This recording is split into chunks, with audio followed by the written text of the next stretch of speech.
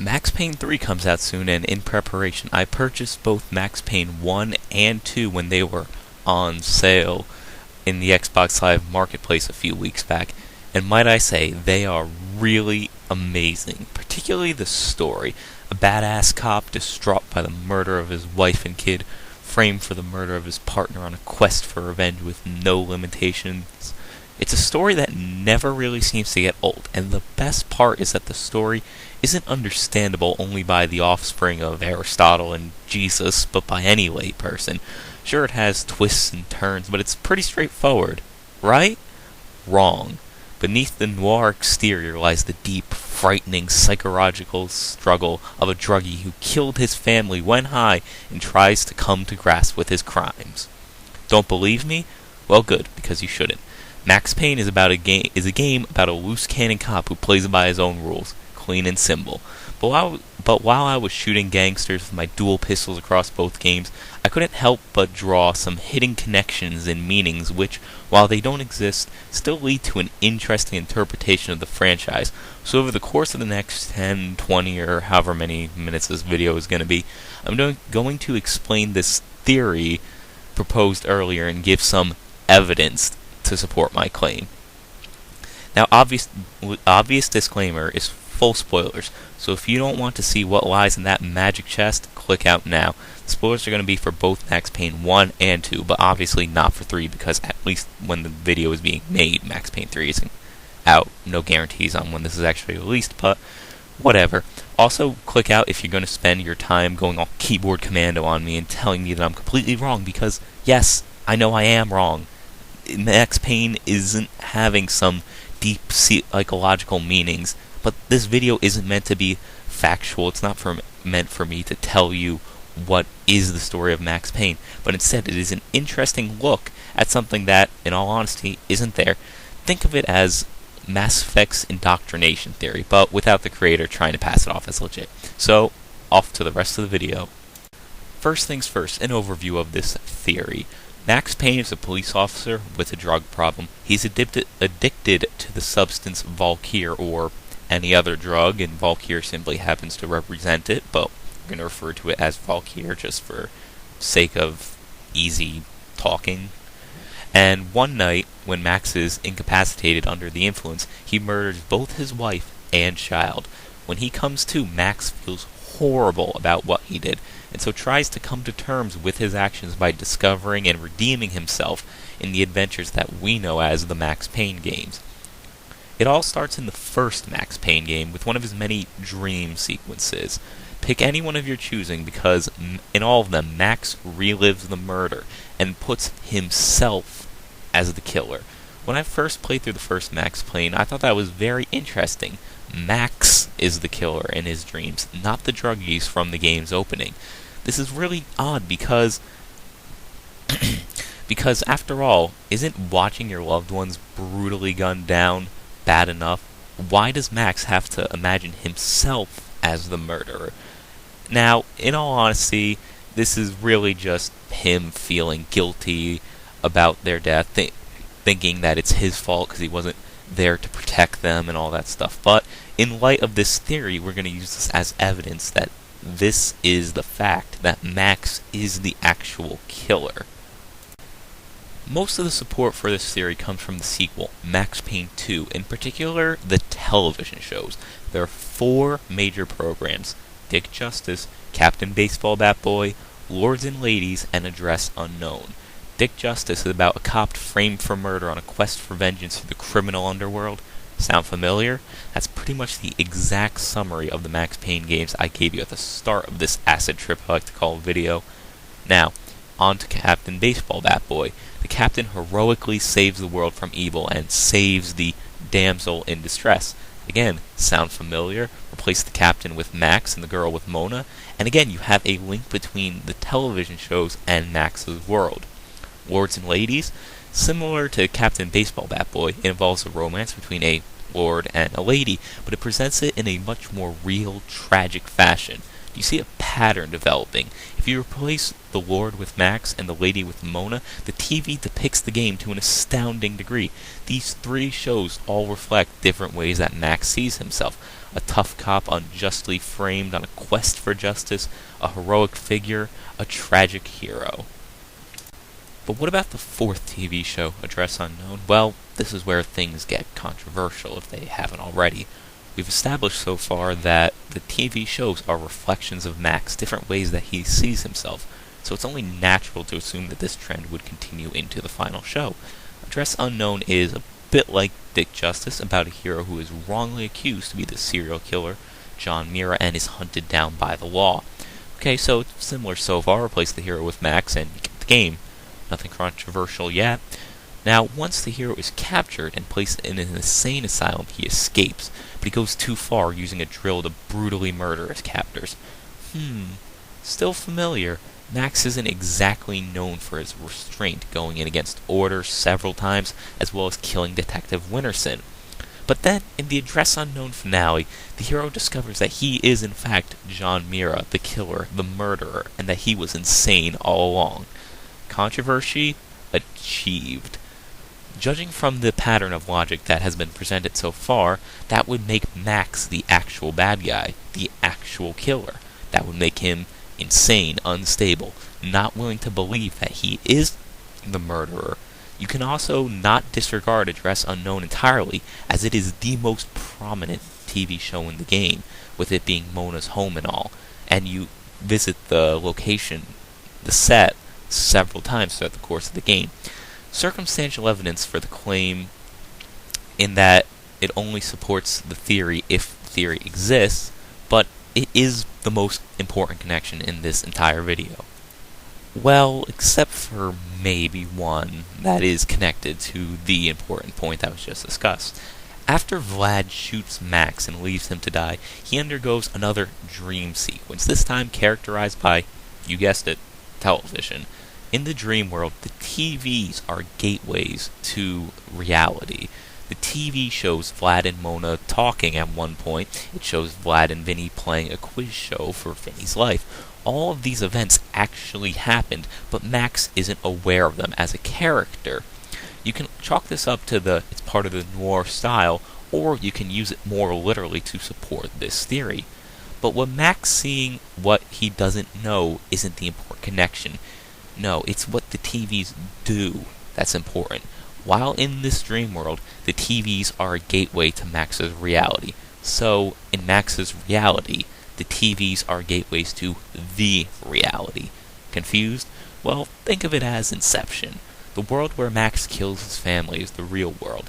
The renegade cop adventures that we play as in the games are the first level dream world, and all the dreams that we play as in the game are the second level dream worlds.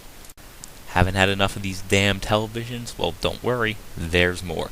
In the same level that was discussed previously, the one where Vlad shoots Max, above the TV where Vlad and Vinny have their little quiz show, the phrase, "mirrors are better than television," is right above the TV. Mirrors are better than television. In light of everything said thus far, ponder that for a moment. No, really, just ponder it. I'll wait. Just pause the video and think. Pondered? Well, in case you don't draw the connection there, we've said that the TVs are reflections of reality, where Max looks at himself and tries to see himself in different ways in order for him to come to terms with his crime. That writing supports this claim. The claim that the televisions are nothing more but mirrors of Max seeing himself. The word mirror also relates to John Mira from Address Unknown, who is that real killer. Interesting, right? Again, all this evidence is circumstantial, but it's still enough to draw lines that probably don't exist, but are still drawn nonetheless.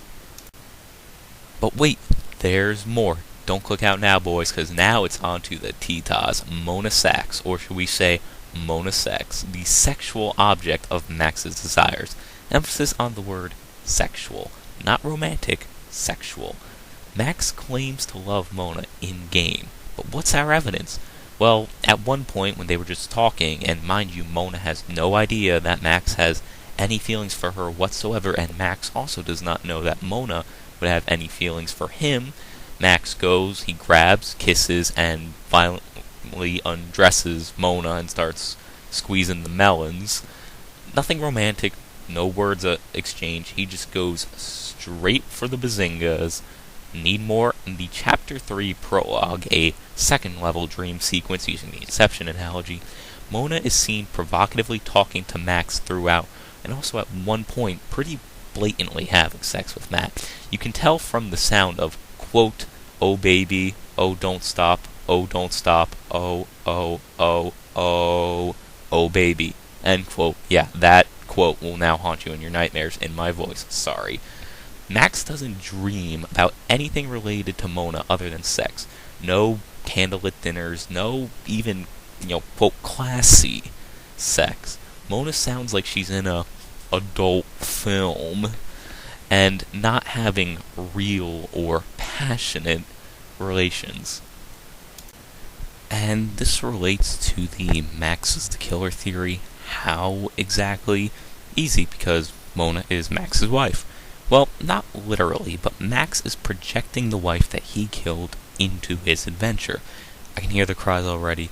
"Oh, but Max loved his wife. She wasn't just his sex toy." And to that I ask you, what evidence do we have to support your claim? Yes, Max claims to love his wife, but the only interaction we have ever seen between the two of them in-game before is Max blatantly ignoring her. He's busy with his work. He doesn't make time for her. He doesn't even acknowledge her. That is how Max and his wife had their relationship. Yes, they had a kid, but who's to say that child isn't simply a side effect of not pulling out? Which also, as a point of interest, Max, assumingly due to the sound effects during the Chapter 3 prologue, doesn't pull out of Mona either. Another coincidence, another pattern seemed to develop. Max and his wife were married, had a kid, a good job, and a white picket fence, but it was all just gilded, all external, all on the outside. Now, this doesn't prove my point. This simply disproves the notion that it is 100% guaranteed that Max and his wife had a loving relationship. They might not have. So, Max feels guilty for his crime and projects his wife in the form of Mona to try and sort things out and to redeem himself. I can even right now hear more objections. But didn't you say that he viewed his wife as only sexual in the real world? Well, then why would he try to redeem himself by treating Mona sexually as well? The easy answer, which again circumstantially supports this theory, is that Max is insane. If you are crazy enough to create these adventures when sober, drug addict or not, you have some type of mental instability, possibly caused by Valkyr itself. To Max, sex is love. Nothing else. He doesn't feel like he did anything wrong in that regard. He honestly feels like he loved his wife, because that is his definition of love. His guilt comes from killing her, not treating her poorly. His redemption is saving her, not treating her better. He tries to redeem himself in this imaginary world by doing everything in his power to make sure that Mona comes out alive, which, depending on the difficulty of your game, she does. Need evidence of Max's insanity? Again, I point you to the Chapter 3 prologue in Max Payne 2. There is one sequence where Max views himself in different cells, each exhibiting different emotions, from anger to schizophrenia. Max isn't drugged or anything, he's just unconscious from his wounds. His mind isn't impaired because he was shot in the body at the time. These are his rational thoughts. If these thoughts are rational, then Max really is insane. Speaking of where he was shot, I'd like to point out that both Max and Mona survived clear bullet wounds to the head. To the head. While, yes, survival is possible, being able to just get up and walk away is not, which both Max and Mona did. In case you forgot, Mona got shot during the first game and walked away of her own accord entirely, and in the second, Max walked away with some assistance from Mona. Again, you can use, it's a noir-style video game, unrealistic stuff happens, or it could be circumstantial evidence for the theory. Now, let's take a side trip from Max and Mona and move on to Vlad. Good old Vladimir Lenin. What does Vlad have to do with all this? Well, as writing on the wall in the second level dream sequence says, the same dream where Vlad was playing against Vinny in the quiz show, V is for Vlad. The term V refers to the slang term for Valkyr, the drug that Max, in this theory, took and used to kill his wife and daughter, or maybe Valkyr represents another drug. The point doesn't matter. The point is Vlad represents the drug in the real world that Max is addicted to and that led to him killing the wife. Don't believe me? Well, in the first game, Vlad is Max's friend. He helps him. Max himself admits and knows that Vlad is a criminal, somebody who is no good, but he makes excuses for Vlad, saying he's one of the honorable ones.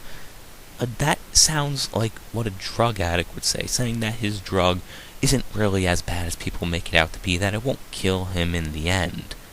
But in the second game, Vlad becomes the enemy.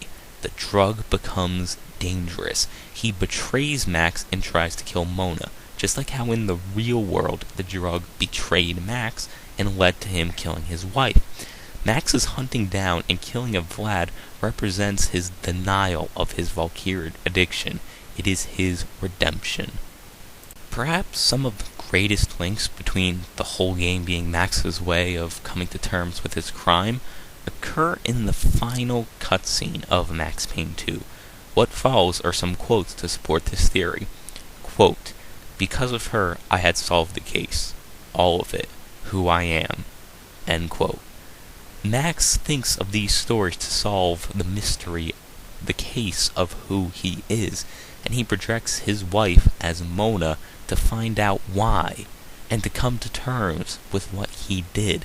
Because of Mona's help in the fake world, he realizes who he is, what he did in his real world. Quote, "She has brought me here, to this moment of clarity, where time slows down, and I choose to look back, to see myself." End quote. Again, this reinforces the same idea. This adventure with Mona is clarity of the truth. And now, the last line in Max Payne 2. Quote, "I had a dream of my wife. She was dead, but it was alright." End quote. Max has finally come to terms with the murder of his wife through this adventure. That point is undeniable no matter what skew you look at the ending with, but in my interpretation it supports this theory that, as, again, the games are a way for Max to get over it. And there you have it. The Max Payne franchise isn't about a loose cannon cop who plays by his own rules, but rather about the inner struggle of a man who has done something horrible, and who tries to come to terms with his crimes and redeem himself. Or at least that's what the last however many minutes this was have suggested. But no matter how much loose evidence I may provide to support this theory, that's just it. It's a theory built upon loose, circumstantial evidence. I myself can point out some contradictions in this theory, but I do believe that it's still a very interesting and unique interpretation of the Max Payne franchise. I hope you all really enjoyed this, and I hope to see you all in Max Payne 3. A galaxy